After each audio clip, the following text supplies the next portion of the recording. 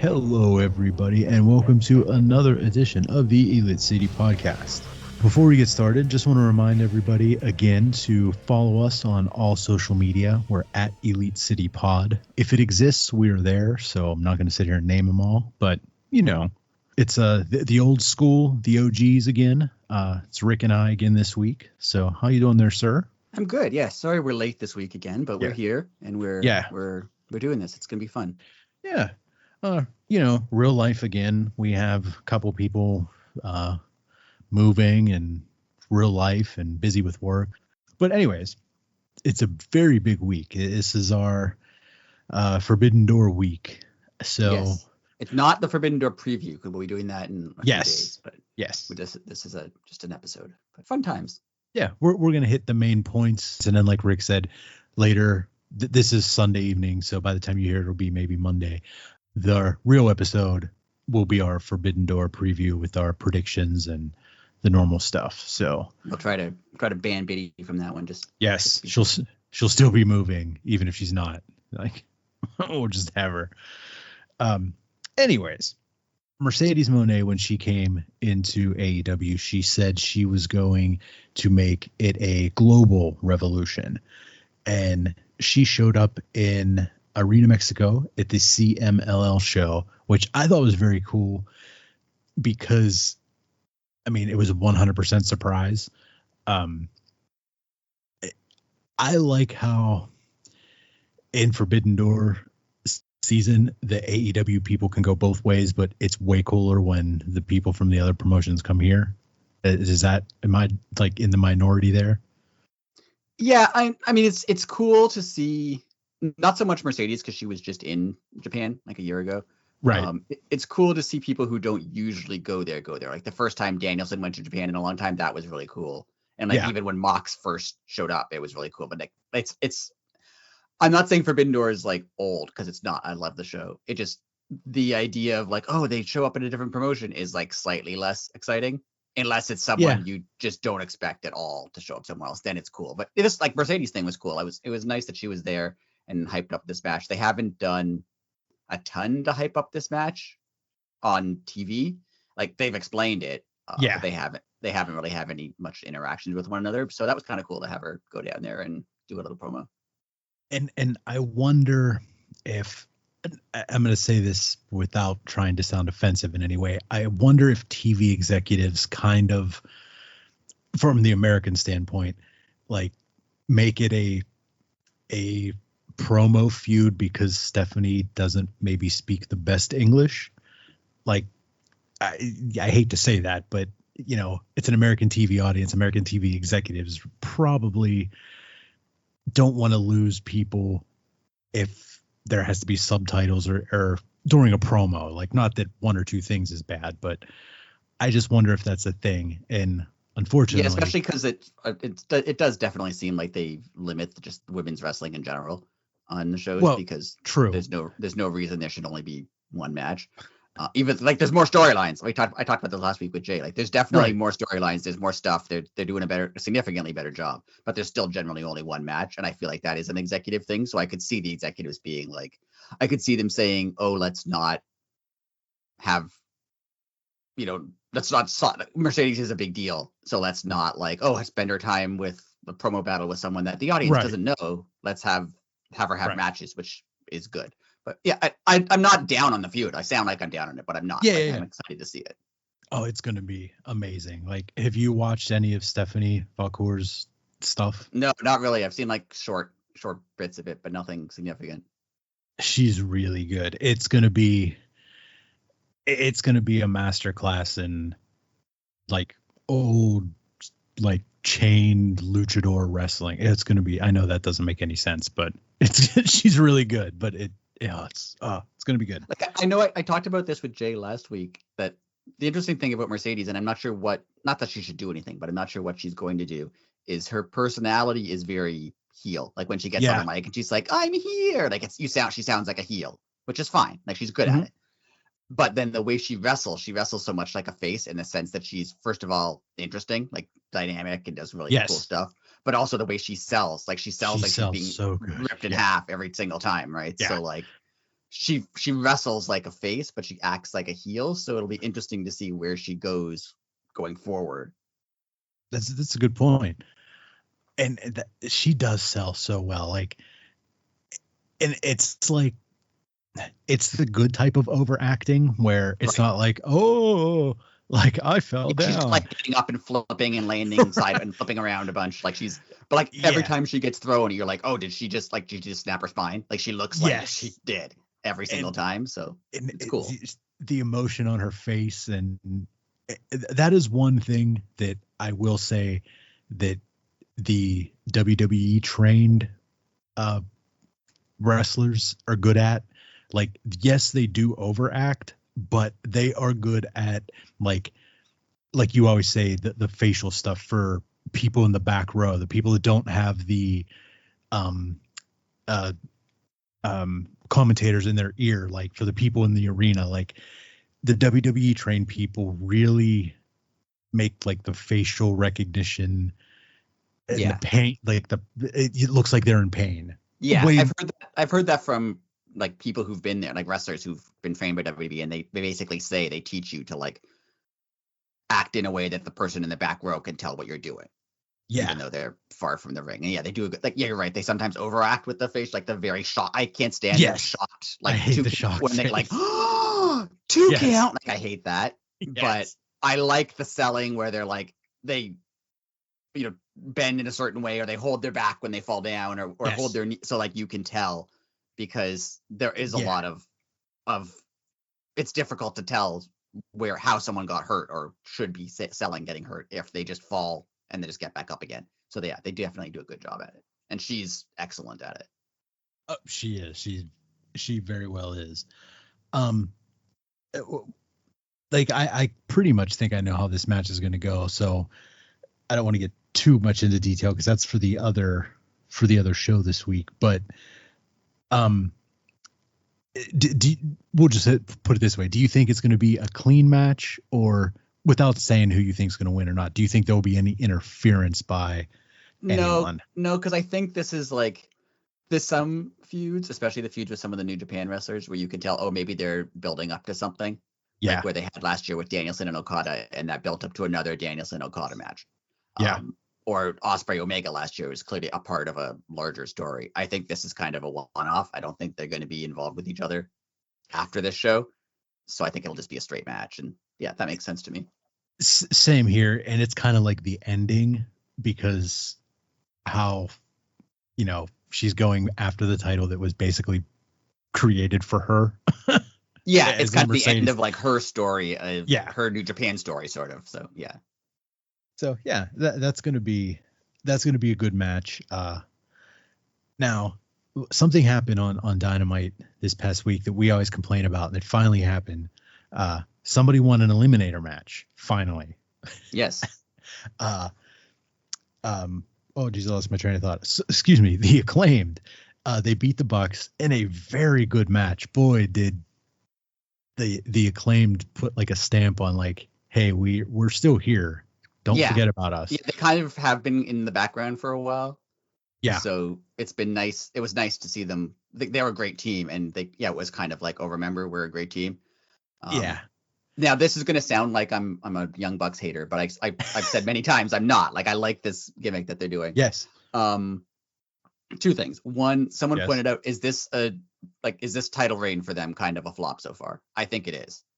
I get why they have the belts to look powerful. Yeah. But I mean, they're not really, like, the tag division is pretty cold, and they're not really doing anything with the titles. Yeah. I mean, I have to agree with that wholeheartedly. I mean, they are. I don't even want to say even as champion. Like, I forget that they have the belts. Like, I don't want to say that. Definitely until they show up with the belts. Yes. Yeah. Yeah. So yeah, that's a great point. I get why they have them, and I feel like Jack Perry might win the TNT title so they could all have belts. And I understand why they are doing that, to look powerful and look like they're in charge. And I get it, but it also, like, I don't think it's a good time right now, because the tag division is pretty pushed aside, And I feel like maybe that they should, like, if they were going out every week and having awesome matches, like if they were having this match every week or two, then they could have this match every week or two. Like they're talented enough to do that. I would just like to see them wrestle more. And I makes sense for their gimmick why they're not, but I don't know. It feels like it's an odd situation where like it makes the most sense for them to have the belts, and it makes the most sense for them to not defend them very often. Like for the characters. Yeah. But the tag division kind of needs someone to defend it more. I don't know if that makes any sense. No, I totally understand what you're saying. And that's what I was just going to say too, is like the thing that sucks, is Dax getting hurt, because that is a void that FTR could fill. The Bucks could be like, oh, well, we have a meeting, blah, blah, blah. And then FTR could, well, we're going out every week and, we're the workhorses of the division and you're the champions. Like there could have been that going on, but with Dax being hurt, that's like a built-in feud. They could always go back to that feud. Like they could not interact for a while and then immediately get back together, and they will always be in a feud. So yeah, they could always go back to that. So yeah, that is true. Dax being hurt is a problem. And see that this is, I think I messaged it in our group chat. I would like to see Mark Briscoe team with Cash and just like have that still be FTR even, don't even change the name. Yeah, I like that idea. It makes sense. Everybody would accept it. Yeah. And it could keep them involved in whatever they were going to be doing with this like whole summer, if it was going to lead to Bucks FTR eventually anyway, have Briscoe there. And then maybe just speculating, just say Dax is going to be back for All In. You could have Mark Briscoe, Mark Briscoe work the whole summer and then have Dax come in for the big match. Yeah. That makes sense. And I would like to see that. Because no offense to Cash Wheeler, but like, what is he going to do? Right. In the meantime, like, I'm not saying he's a bad wrestler or couldn't be a singles wrestler, but I can't see him doing much. Yeah, because like, what are you going to do? Like, you can't put a belt on him after he just comes into a division. Like, he would have to like establish himself, and then by that time it'll be time for Dax to come back. You can't even put him in like a main level angle because he's just started as a single, like on TV at least, he just started as a singles wrestler. So it's weird for him to like, suddenly he's in main event matches. Why? That would be right. You'd have to heat him up, and you're right. By the time, a few months they heated him up, Dax just comes back, and then Yeah, so I like that idea. That works. I hope. My other problem with the Bucks, yes, and I've mentioned it before, and it bothers me more now actually, because I read an article and I forget who it's by, and I sent it to you. I generally don't agree with the article. The article basically said that the Bucks don't seem like a threat because they're small and whatever, and I don't agree with that. Like, I don't care about that. That right. That means nothing to me. But I do kind of agree that if you're going to be a smaller guy, and if you're going to be guys who don't wrestle very much, because they're not wrestling very much right now, they need to be threatening somehow because they're the heel stable, right? So that what they could use to threaten people is their power as EVPs. Like but then they can't do that anymore because they've done it. And like Christopher Daniels just says, nope. And then like, so they don't actually have any power as EVPs anymore. It's very strange. Like when they came out this week and they were like, MJF, this is your match for Forbidden Door. And then they're like, well, no, not unless Christopher Daniels okays it. Like, then what's the point of them? Yeah. Having their power if they can't actually use it. It's like, not to bring back the WWF Attitude Era reference here, but it's like they are what Vince used to be, but it would take the whole show for him to get like the egg on his face. But the Bucks do it in like 2 sentences. They're like, we're going to do this. No, you're not. Oh, right. Okay. Yeah. And like, at least like I don't want to give Vince McMahon credit, but at least when Vince, we've talked about this before, when Vince wasn't, the evil heel president or whatever the role was of WWF. And then when he got overruled, they kind of explained it. Like, Linda McMahon is also a majority shareholder, and she put Mankind in charge or whatever, right? Like but like this was the Bucks are EVPs. They beat up Tony Khan, so they became they got themselves in charge, which obviously that wouldn't work in any other setting. Right. But like it's wrestling, so I get it. I'm fine with that. I can like live with that wrestling logic, whatever. But then Tony Khan came back and was just like, no, I'm in charge and I don't want to come out. So I'm putting Christopher Daniels like as my on-screen guy. Fine. But then that just takes all of their power away instantaneously. Like they have nothing. Like Christian asked them for a title match. They're like, we can't do that. They tried to book a match with MJF. Yeah. They couldn't do that. Then Christopher Daniels put them in a match. He put them in this match with the Acclaimed. Then they clearly have no power. So then what's the point of all of this?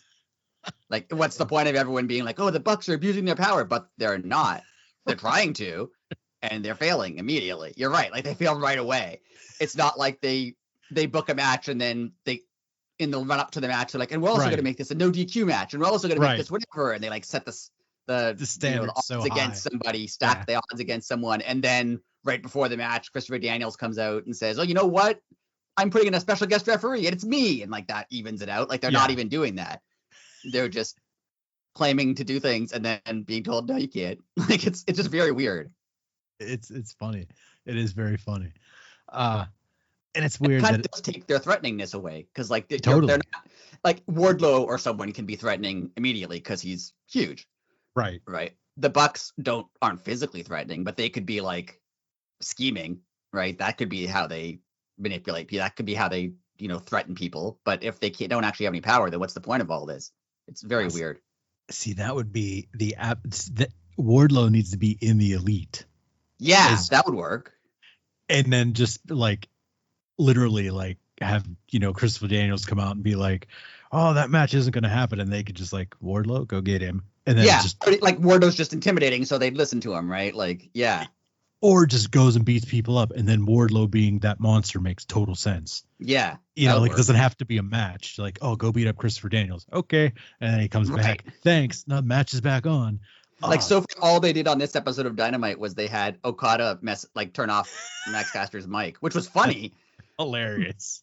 But like, is that the extent of their power? Just like playing pranks? Like, that's all they can do? Like, it's very weird. Like DX, when DX first started, like the Shawn Michaels Triple H DX, like they played silly pranks because they weren't in charge. Like they messed with like Sergeant Slaughter because he was in charge.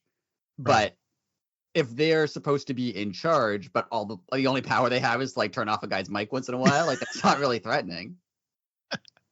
It's funny. It's hilarious. I'm dying. Oh, I'm dying. It's very weird. I don't know where they're going with this. It's very strange. I really wish that Anarchy in the Arena match was like for control of Dynamite. Yes, I agree. And they could just be abusing their power right now, and that would be fine. Like they could just be. I wanted them to be in charge and just like give Jack Perry. Oh, you want Jack Perry to have a qualifying match? Fine. It's against Jimmy Wrestler Man, and Jack Perry beats him in 2 seconds. Like I want that. I don't want them like being overruled immediately and the only power they have is like Okada turns off someone's mic. Like that's not scary. That's not an abuse of power. They're not even doing anything.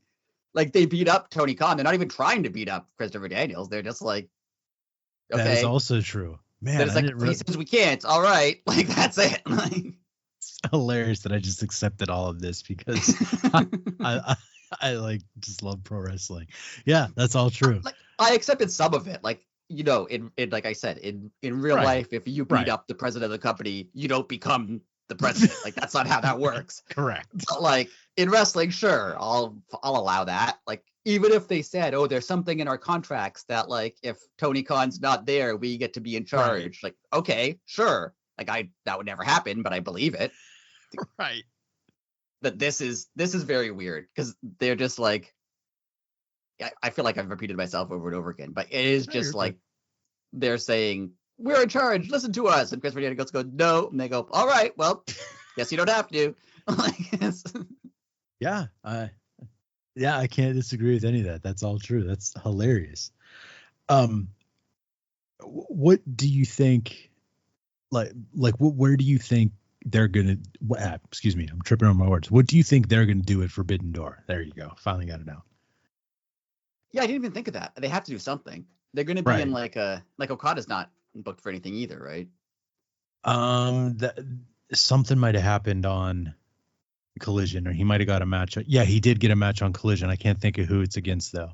Okay, because I'm looking at the one on on Wikipedia. It doesn't show a match, but they could just be not updated.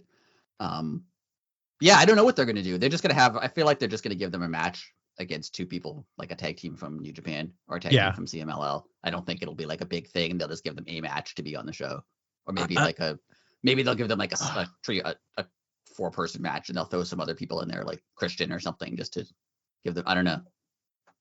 I have I have a theory. I think it's going to be the Motor City Machine Guns. I thought that until, and this is my like spoiler ruiner for everybody. There's this local wrestling company in Toronto that does like local wrestling shows, and I got a Instagram ad for them today that they're having like there's a show, they're having a wrestling show, and then you can stay and watch Forbidden Door on the screen. Oh, okay. Right after the show, but Motor City Machine Guns are wrestling on that show. Oh well, they're okay. Never mind. And it's in Toronto, unless they're gonna fly like on a jet to Long Island and wrestle again. I thought I was with you on the Motor City Machine Guns thing until I saw that. So they're on a show in Toronto that day. So I guess that's not happening. They could totally do that. I mean, they could. It's not that far. Right. And it would be a surprise because they just wrestled that day. Yeah, and I mean, Tony Khan could throw. It does on the jet. There's the little island airport out there. Wrestle, get him to that. Yeah, I mean, they could do it, especially if they're like the first match. If they're on it, like because it ends before Forbidden Door, right? So if they're on at like 1:00, and then they're done by 1:30, get on a plane, fly there. It's like an hour flight or something. Yeah, they could do it. Yeah, they could even do it if they wrestled at like 5. Yeah, because the Young Bucks match wouldn't be on first. Like if they then wrestled in Long Island at like 9:30 or something. Yeah. Get there like 6:00 and then get to the airport. From the airport, I mean I don't know. That would be cool, and it would be a big surprise then because they're already wrestling somewhere else and no one would suspect it. So that would be cool. Interesting. Well, we learned a little more about the Toni Storm and Mina. Is it Shirakawa? I always say it wrong. Shirakawa. Okay, I always want to say Shy. See, now I can't even say it wrong, so I'm not even going to try to say it wrong. Shirakawa. There you go. There you go. We got a little more of their feud this week, which I know we talk about Toni Storm and how much everybody on the show likes her, and she could basically do no wrong. But I'm going to put the bold statement on this and see if you agree with me. In my opinion, this has been the best Forbidden Door feud that didn't already exist. Yeah, that's true. I agree. Outside of like Kenny Omega and Will Ospreay or something, which already was a thing. Right, and that's what I said. You said like the ones earlier, and I started to think, because I wrote that down. I was like, oh wait, maybe this did exist. And then I was like, no, it didn't. No, it didn't. I think this is my favorite feud in AEW in a while. Like not just the one right now. Like I love it. I think they're doing a great job. Fantastic job. And they've built it up like as a Forbidden Door match, but also it's just a wrestling feud. Like it's great. And it has the wild card and Mariah May. Is she going to side with Toni Storm? Is she going to side with Mina? Is she going to side with anybody? Like that's also like. Excuse me. I loved too this week on Collision. She helped, like she defended Mariah. She like took a shot for her. I love that Nick, now that Mina's around, like when Mariah first showed up, Toni Storm was like annoyed with her. And then now that Mina showed up, now Toni Storm's like, no, but I'm great. Like she loves her. Now that Mina's there, now but before she didn't care about her at all. Now she suddenly does because she doesn't want her to choose Mina over. I love it. I think this feud is outstanding. It's and there's like the layers to it. It's so good. Yeah. Now they are going to be a team on Wednesday. That was announced on Saturday. Yes. So obviously that's going to fall apart real quick. Yeah, of course. Right. It's wrestling. Totally. Is there going to be someone with the upper hand leading into Forbidden Door? Yeah, I don't think there's any chance of Toni losing the belt at Forbidden Door. Yeah. So I think Mina's going to end up with the upper hand, so that it's a little bit more in doubt. Oh, okay. Because if Toni ends up with the upper hand and then wins at Forbidden Door, then it's just like, oh, all right. If it looks like Mina's a real threat and she could take her title, and then like maybe it looks like, I don't know. I don't know. You're right. I don't know where Mariah May's going to go. I don't know if she's going to side with Mina. I don't know if she's going to side with Toni. I don't know if she's going to do nothing or she's going to try to side with both. What was that match? It was an old WWF match. I think it was Hogan and Savage, and Miss Elizabeth was trying to be on both their teams. Yeah. She came out with neither of them, and then she stood in a neutral corner. But then, as they were fighting, she would slowly inch over to one side and then walk back and slowly inch. I want that. I want Mariah May to be not sure what she wants to do because she respects both of them. I think this could go so many ways. And it's interesting in every aspect. Like, it's done so well. Especially because we know, we're pretty certain Toni Storm's not going to lose the title. Right. But they still made it so interesting that it doesn't really matter if she loses the title. The feud itself is the interesting thing. Yeah, that's a great point. It really is. The title is very secondary in this. Which is fine because obviously they're not devaluing the title. Toni loves the title. She wants it. She would lose her mind even more so if she lost it. That's established. Right. But yeah, I think this is one of the best things they've done in a while because it has layers. It has the problem I have with AEW a lot of time is exactly what's going to happen. And that's not necessarily bad because sometimes exactly what's going to happen is what should happen. Right. But this one, I don't know where it's going to go. And I think it's really, all of it's good. I think it is my favorite feud they're doing right now and my favorite feud they've done in quite a while. Yeah, it's mind-blowing good. I wonder where it's going to go. It feels like a Forbidden Door feud. It feels like it just fits. Yeah, true. Wonder where they're going to put it on the card. I don't know because semi. Yeah, because they tend to put the women's match after. If there's two big matches, they tend to put the women's match in between, which I don't agree with, but they do it. But there's not really any not that this card isn't good, but there's not any mind-blowing match like a Danielson Okada or a Ospreay Omega where you're oh, no one can follow that. There isn't there isn't a match like that on this show. There's a lot of good matches, but none of them are mind-blowingly good. So I don't know where they'll put it. Yeah, semi-main probably, right? Or maybe Mercedes will be semi-main. I don't know. Oh, that's true. We got. I hope they split that. There's at least two women's matches on the card, so that's cool. Yeah. Oh man, this card's gonna be off the hook. It's gonna be good. Yeah. Well, leading on to the final topic of the week, and it's a big one. Will Ospreay and Swerve Strickland had. I think we have two topics left, but yes, go ahead. Sorry. They had a heck of a week. The promo they did on Dynamite was spectacular on so many levels. Yeah. Whenever Ospreay said, "When you had a hit row, I had a hit list." Yeah. That was next level. And I love how Swerve is incorporating Killshot, his character, into his promos too, being I'll take a kill shot or whatever it was he said. This promo was outstanding, but it felt real without seeming they weren't screaming at each other; they were just talking. It did seem like whenever Swerve said his son's name, the look on Will's face, it looked very real. It felt like two guys who were actively trying to piss the other one off. Yeah. Fight each other, but they weren't just standing there screaming. They were talking. It was really good. I loved it. I loved it too. I didn't expect that from this feud. I thought the match would be good. I didn't expect them to build a really good feud around it. I thought it would just be oh, Will Ospreay wants the title. That's the feud. Yeah. But it's been so much better than that. And the story that they're going to tell in the ring too is, that very well could end up being match of the year easily. Yeah. And this is another one where I'm not exactly sure what's going to happen. Not even in terms of the winner, just what's going to happen in the match itself. Yeah, absolutely. Oh, there's so many ways it could go. And I like because they're paying off that. I didn't love when he did the number Tiger Driver on Danielson. And then they did a fake injury angle. I didn't like that much. I thought they could have done the fake injury angle at the end of the match, not during the match. But they've paid it off to where now he's worried about hurting people, and Swerve is taking advantage of that to be oh, you're scared of hurting people. I'm not scared of hurting people. I'll hurt anyone. I don't care. It's so good. Yeah. When he said well, basically what you just said. Whenever Swerve said that and just kind of gave that little at the end, like it was like, oh, dude, it was so good. This is a great feud. This is everything. I think this isn't over. I feel like this is going to continue. I don't know how they're going to make it continue, especially because they said the winner of the Owen gets the shot at All In. So it's this. If they didn't say that, I would think they're going to run this back and do it again at All In.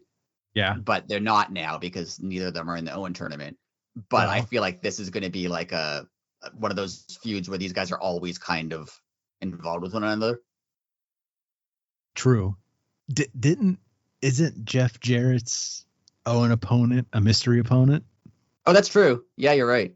What if it was Will Ospreay? Yeah, or whoever loses, like whichever one of them loses, then puts themselves on the Owen to try to get back. Yeah, that would be cool. Oh yeah, I never thought of that. Oh, that would be awesome. Now, speaking of Jeff Jarrett, did his promo video yet? Did that make you want to see him win? That made me want to. Like, he's not going to win. Yes, but, like, totally. Want him to win. Yeah, like, that was the best pre-recorded like promo segment, whatever you want to call it, that AEW has ever done. Yeah, like it was very well done. If Jeff, it's real life, right? It's real stuff. Yeah. And I was just gonna say, if Jeff wrote that himself, that you knew that was from the heart. But if somebody wrote that for him, it was somebody that followed wrestling. Like, it was so well done. Yeah, it made you want him. I know he's not going to win. Yes. Like, they're not going to have him in the main event at All In. No. But I kind of want him to win. Like, if he did win, I'd be perfectly fine with it. Yeah, I'd even take like having him win the tournament and then just give that spot up. Like, it's like, I just wanted to win the Owen, but have a ladder match for the #1 contendership. Yeah, I could see that. Like, I mean, in this sense, it kind of, I liked the idea of the winner of the Owen challenging for the title because it makes it mean more. Yeah. But I kind of wish that wasn't the case this year because I would like to see Jeff Jarrett win it. I would like to see Ospreay Swerve in the main event at All In again. Yeah. And the Owen tournament kind of messes that up. And it doesn't because whoever comes out of it's going to be good and it's going to be a good match. But I kind of wish it wasn't, if that makes sense. I know. Yeah. As I'm just sitting here trying to think of scenarios, but yeah, you're right. The Owen kind of does throw a curveball, but like a good curveball. Yeah, it's a good one. Like it's going to be cool. But like the Swerve Ospreay thing, like they just Ospreay, since like Swerve, when he showed up, I only knew of him. I didn't know anything really about him. I hadn't seen him do much. I just knew he was a wrestler. He's exceeded my expectations by far, which like with like his in-ring work and his character work and everything about him. And then Ospreay, like I knew he was an outstanding wrestler. I didn't know he had this sort of promo work and character work that he's showing here. They're both outperforming by far. Yeah. I have not a theory. I have a scenario I'd like to run by you. Yes. Does Prince Nana get involved in the ending of this match somehow? Because they've talked about how Swerve used Don Callis last year to help him, and Swerve said, "I've never used anyone to help me win," and that's true. Like Prince Nana didn't help him win the title; he won it. Right. But then Prince Nana cut them both off and like took the mic, and that seemed like not an out of character, but an unlikely thing to happen. Is he somehow going to be involved in the finish either way? Yeah, and I would like to see that too. Yeah, like either he gets involved and tries to help Swerve and either does help Swerve or doesn't, like accidentally hurts him, or does he turn? Oh. I don't know. Like, I just thought of it while I was on him. Like, I think he's going to be involved somehow because they had him involved in the promo thing, and he's not really ever involved in Swerve's promos outside of like saying whose house. So I don't know. I like that's interesting too. I don't know what's going to happen with him. That's so good. And I don't know what's going to happen to Don Callis. Like, is Don Callis going to turn? Are they going to turn on Ospreay because he kind of said like, I don't need you guys anymore, and they showed them backstage being concerned. I hope so because I want United Empire to be in AEW. So I hope that happens. I like that too. How they showed them backstage concerned, but not what's his name? Mark Davis. Right. Is it Mark Davis? Mark Davis is well, he's the one that's out with the knee injury. He's the one that's out. Sorry. Yes. Kyle Fletcher. Kyle Fletcher. They showed Kyle Fletcher, like, they were all kind of concerned, but Kyle Fletcher had like a little bit different look on his face. Like he wasn't like offended. Yeah. That he said he doesn't need Don Cal. It was great. Like everything about this segment. And I liked that it carried through the show. Like they got involved later. Yeah. It was I said this last week. This week and last week, they feel like episodes of shows to me again. For the last year or so, AEW's felt like a bunch of self-contained segments. Oh yeah, I see. Yeah, they've all been good, but it's like here's this promo, and then here's this match, and then here's this promo, and they're all like separate individual things. But the last couple of weeks have seemed like episodes of shows. Like they have something that starts at the beginning and kind of goes through the show and comes up again later. And I like it. I think they've been doing a great job. They have been. It has a like I don't want to say like an ECW vibe, but like a early WCW vibe, like the way that the show is written, like those early Nitros, like those were fun. And that's what this is. I just like that stuff matters before you could say, oh, like, not that either of us do this because we have a podcast and we watch the whole show all the time, but I could see some fans being like, oh, I'm here to watch Will Ospreay or Swerve or MJF or Tony Storm. Oh, their thing is done. Okay, I'm done. I don't have to watch it anymore. I saw the few people I wanted to see, and I'm done. Whereas now it seems like, oh, but they could come back, like, or something happens later on that could be important to them, like could matter to them. Like I think they've kind of restructured how they're doing the show a little bit, and not to say that they're not focusing on matches because they're still having great matches. It's not like a character-driven show, but just like something that happens in the first match could affect something that happens later on in the show, or a promo that happens early could affect a match later on. Like it feels more cohesive now, and I really like it. Yeah, and I wonder if that has to do with any of the, like, I mean, Tony Khan was hiring a lot of producers and everything there for a minute. I wonder if that's starting to, like, if everybody's workflow is, in sync now finally. Yeah, maybe. And like obviously all the stuff that happened over the last 2 years with like backstage fights and arguments and like that had that obviously affected everything. Even like if you're not talking about stuff affecting those individuals, just like if there's like chaos going on backstage, like it's going to make it more difficult to book stuff, right? So maybe they've come out of that now and like have a more firm plan, because like the first 2 or 3 years of AEW seemed like very well planned. Everything outside of like injuries or fluke stuff, like everything was very well planned. And then it kind of seemed like they were just like doing stuff, and it wasn't bad. Like I liked it, but now it definitely seems like they're planning everything in great detail again. Yeah, that I agree. And that shift happened post firing, if you think about it. Yeah, I mean, and that makes perfect sense. Like I'm not even passing blame on anyone involved. Absolutely. It's if people are spending their time arguing with one another backstage, then they're not spending their time, planning the show, right? So, or if two people can't be in the same room with one another, then you can't, involve them. You can't plan anything for them because they won't speak to each other, right? So, yeah, it definitely feels. I don't know. I've liked it a lot.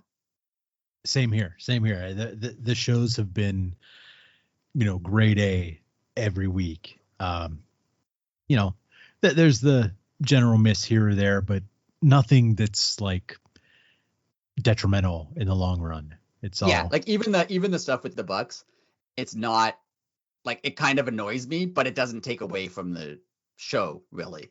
Whereas there were times before where like all the stuff that happened with Wardlow, like he's competing for the TNT title, suddenly he's just disappeared, then suddenly he's in like a random match with somebody who has no involvement with him, and then he wins that, and then like, oh, now QT Marshall's with him, like with Hobbs, like what, like all that. I forgot about everything that happened with Wardlow like could be a whole episode. It's I don't know what was going on there. Yes. And sometimes you can tell it's injuries, right? Like the MJF Devil thing. Like they'd kind of fall off at the end. And Yeah. like the Undisputed Kingdom hasn't really done what you expect, any of us expected them to do. But that's obviously because Adam Cole has been injured, so they can't do what they had probably planned to do. But like they've pivoted really well with MJF. I love how MJF just like moved on. Like he attacked Cole and then was like, okay. Yeah. They didn't Yep. like, because traditionally Tony Khan would be like, oh, we're gonna wait. Like when they were waiting for Statlander to come back to beat Jade. Like that just dragged on after a while. So I like that they just pivoted and moved on to something else. Because that's always going to be in your back pocket. Like, yeah, that's something that you could sit on. Like, it could happen a year and a half from now. Well, yeah, you know Adam Cole I mean? could come back a year from now, and then they could do a feud between him and MJF if they wanted to. Yeah. Oh, when that happens, that's going to be. So what do you think? We'll go to our last topic, I guess. What do you think of MJF so far since he's returned? I mean, it was almost like he hit the ground running. It's like he didn't miss a step. It's great. I mean, it's must-see TV again. I hate to say that. Were you surprised? I was surprised. Were you surprised that there was a clean ending? Like he just beat Roosh? Yes. I was very surprised. I was shocked that he just like beat him cleanly. Not that I didn't think he would win because he's MJF and he's a main event guy, but I was very surprised that it was just like a clean match and just over. Yeah. And it was a great match, by the way, too. It was. Roosh he had to turn some heads. That was probably Roosh's best match. Yeah. But yeah, the fact that it was a clean win on like after they went about 25, 30 minutes. Like it was a long match. It was less than that. I think it was under 20. It was under 20? Okay. Because I remember watching it thinking that like, oh, it was shorter than I expected to be. I always complain about match length, but like that one could have gone on for 10 more minutes and like I'd be perfectly fine with it. I remember thinking it was shorter than I thought it was going to be. Okay. But yeah, like having a match like that with no commercials and just straight through and then have a clean ending, that was a nice bonus, but I didn't think it was going to end that way. I didn't think it was going to end that way, but I liked it. It was a great match. Yes. Before we talk about MJF, now Don Callis went to talk to Roosh. Do you think that's happening? I mean, everyone's so like against Don Callis recruiting people. I think it would be fun. I just, unless there's something in the works, like I would feel bad for Preston Vance because he just spent like the whole spring in Mexico, and then if they break up the LFI, like is kind of just gone right now. Yeah, but somebody that wrestled on Collision, I can't think of who it was because I didn't write their name down, but they're part of LFI and they talked about it a lot. And I was hoping you'd watch and just to get the references, because like they went out of their, it's the most they talked about LFI since. Yeah, they've never ever mentioned them at all. Exactly. So I was like, oh, maybe something's going to come. But I totally forgot about the Don Callis thing. So maybe something isn't going to happen because of that. I kind of want Roosh to join Don Callis. Not that he even necessarily needs Don Callis, but I kind of want to see it happen for a couple reasons. One, because it would give him a thing to do, and I like Roosh and he would be on TV more. True. I also kind of like the idea of the Don Callis family being like, he recruits people who he thinks are good, but he's a jerk and everyone hates him. So like they can only hang out with him for so long. Well, until eventually they're just like, yeah, I don't actually want to be here anymore. I would like to see kind of like a revolving door stable. Like Will Ospreay's sick of him and just leaves. And then Kyle Fletcher leaves too. And then like eventually Takeshita's like, you know what, you're not actually helping me. But like people keep joining up with him because they think he's going to help them. Like I would like it to be kind of like remember when they had like the Heenan family in WWF and before, like he had it in other companies too. It wasn't like a set 4 guys all the time. It was just whoever he was managing was in the Heenan family, and it kind of, they just rotate. I would like to see that. That would be kind of cool. That would be very cool. And just like, like, oh yeah, that would be very cool. Oh man, I like it. That just got me all excited. There's so many ways you can and they're not necessarily friends or a team. Right. It just, he happens to manage all of them. So sometimes they work together, but they're just in it for everyone in it, and Kai's kind of in it for themselves. I would like to Yeah. see that. And Roosh would, I think, would fit in really well in a group where he does, like, he's not like their buddy or anything. He's in it for himself. He's in it to succeed. He's in it to win matches. He's make it seem like, oh, how they've already kind of established that Don Callis has pull. Like he got Takeshita the New Japan Eliminator match against Mock. So like they've already established he has some kind of pull. Like maybe he's just a persuasive guy or whatever.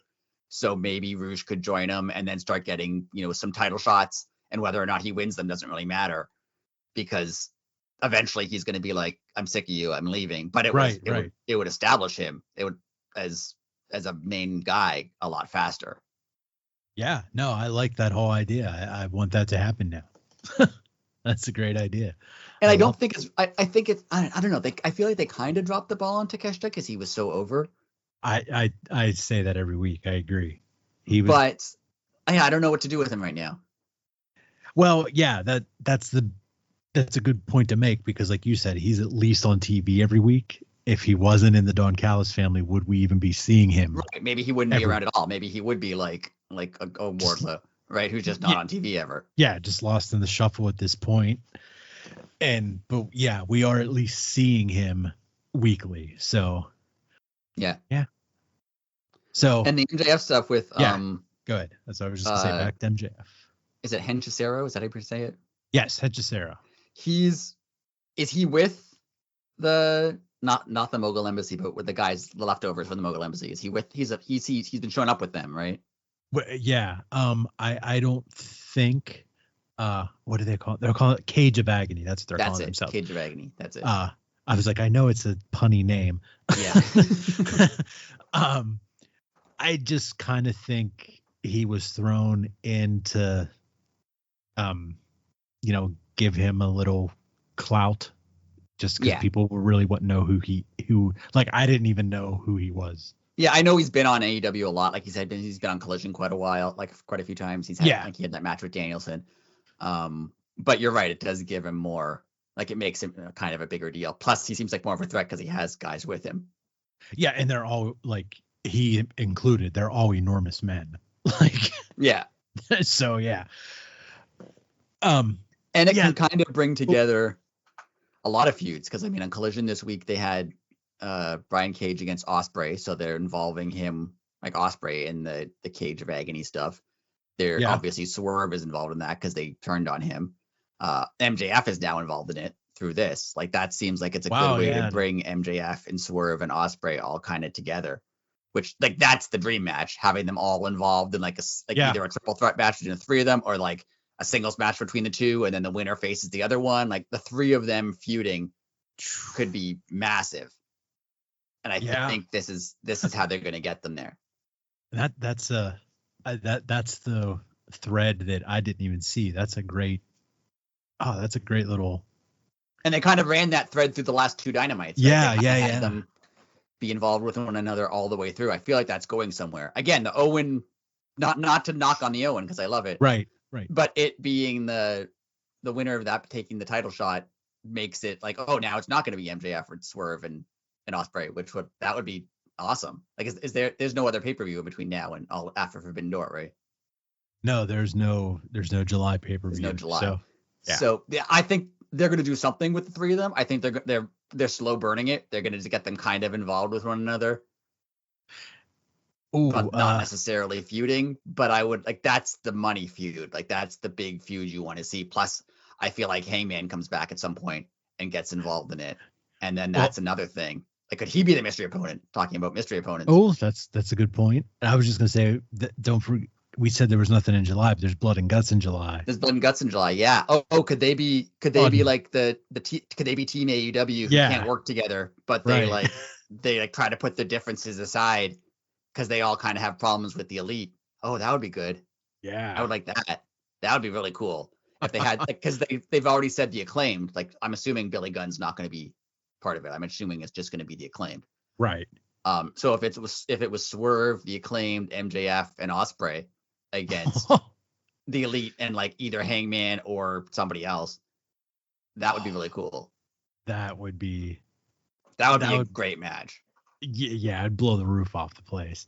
And I said last week on the podcast, it was weird that they had like, in Anarchy in the Arena, which is Team AEW, And now they're like, but here's the better team AEW. And I'm like, how can you get better? But that's how you can get better. You can involve those guys. Yeah. Oh man, that's awesome. Oh, so much is happening. That might be where they go. Yeah. That would be an amazing. Now, speaking of Hangman, do you think he sides with the Elite when he comes back? I want him to now because I want all that to happen. At first I didn't want him to because I want him to do something outside of them. Yeah. Because I like his stuff without them. But yeah, now that I thought of that, now I want that. Yeah. Now I want that to happen, and it's time. Like he really hasn't been with the Elite in 2 years, so yeah, it's time. Yeah, they kind of had that like weird reunion that didn't really work. That was a weird time. And he kind of they joined together again, but it didn't fit. It didn't feel right. It felt weird. Yeah. So, I want that to happen. I forgot Blood and Guts. That's gonna be fun. That's what all this. That makes perfect sense why they're having all the feuds kind of meld into each other, because Blood and Guts has to happen.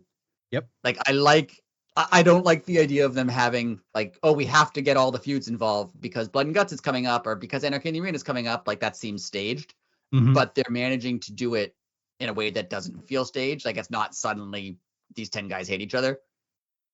Right. They're like, it makes sense why they would be in this match. Like, yeah, I didn't even think of that. That's really that'll be fun. Yes. Do you think? I don't think it'll happen this year, but do you think there's ever going to be a women's Blood and Guts? While we're on the Blood and Guts topic. Yeah, because I think you just have to. But I don't think it'll be this year.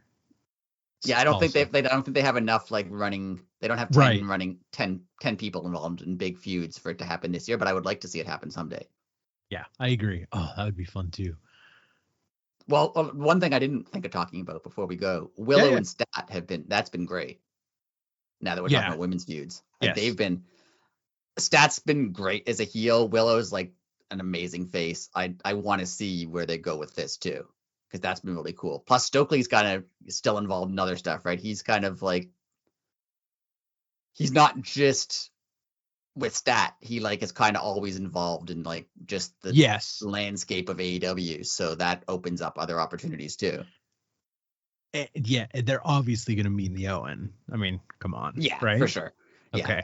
But I like that he's like, they're still involved with Orange Cassidy. They're still involved with Trent, even though Trent is in the Don Callis family, right? Like Stokely's still kind of like, it seems they're at a point where it seems more realistic, where like, I always hated when, two people are a team and then they break up and then they just never interact and then they pretend like they don't know each other. Like, no, that makes sense that like, if Trent and Orange, who were both Stat's friends before, are feuding, that she's still somewhat involved.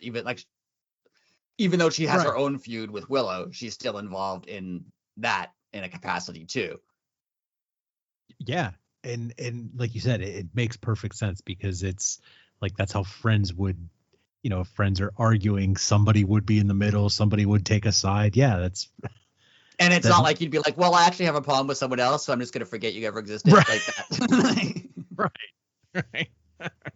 So that's another thing where they're kind of running. They seem like they're running a lot of stuff into it, like of several feuds kind of merging together at various points.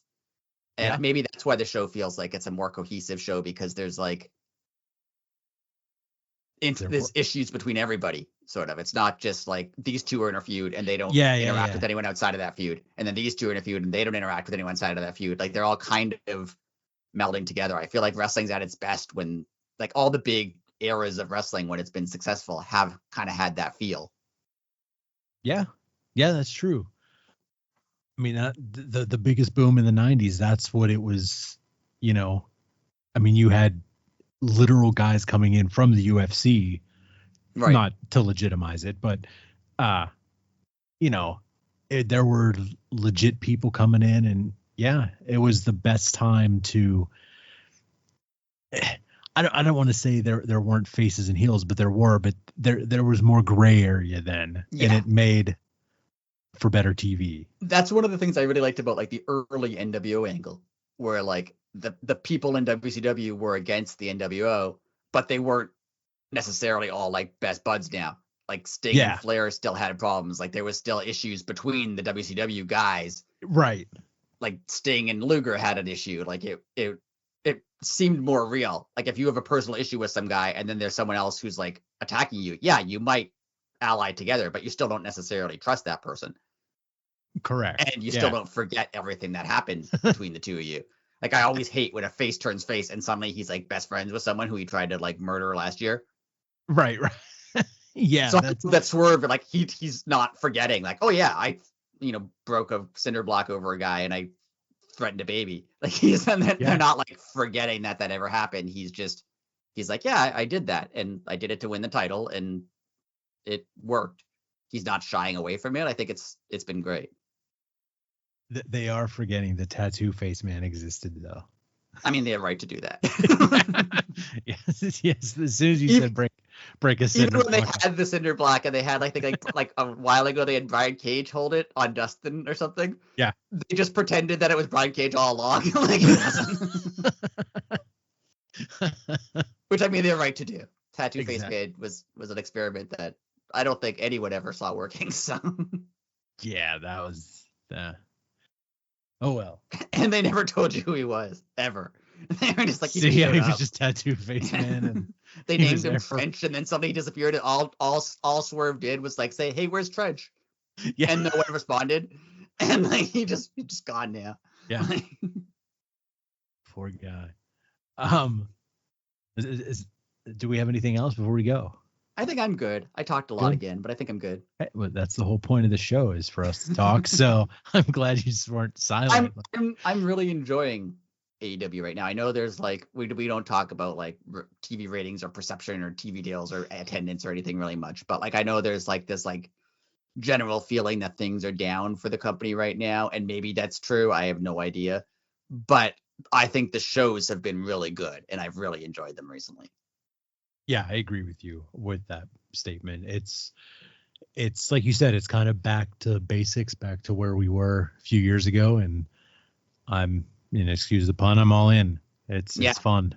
And it's not just like I love good wrestling matches as much as everyone else, but it's not just like what the criticism of like banger after banger. Like everything makes sense, everything fits. Yeah. There's a reason for all this stuff. It's they don't really do as much random. They were never random. They always had an explanation. So I feel bad saying they were random matches because they weren't. Like they were. Yeah, but I know what you mean though. Yeah. They don't do that as much. Like the stuff that they're doing makes sense. Yeah. Why they're wrestling makes sense. And they still have great matches. They still have great wrestling, but they fit the storytelling into it too. And I think it's been working out really well. I was kind of like, I stopped watching Collision, which I think kind of helps. Not that Collision is a bad show. Just I felt like there was a lot of AEW going on. And it was kind of overwhelming to the point where I was just like, oh, I have to watch that show tonight. Like it was a little. Right. So not watching that has helped. Not that it's a bad show, but just only focusing on Dynamite. Now I can get excited for it again and be like, oh, what's going to happen on Dynamite? I want to see it. And the shows have been better too. That makes me want to watch them. So it's been a good time. Agreed. Can't agree with that more. So before we go, like we said earlier, this is just our show from the previous week, so you'll get to this week. So we'll just make it short and sweet here. Thank you again for listening. At Elite City Pod on all social media, and like, subscribe, share, do all that stuff. It helps. Comment, yes, please. Hit the bell. Do that thing. Oh yeah, hit the bell. We're on YouTube. I forget to do that. Yeah. Yeah. So that helps us, and it'll help more people hear us. So thank you, and we'll talk to you in a couple days. Later.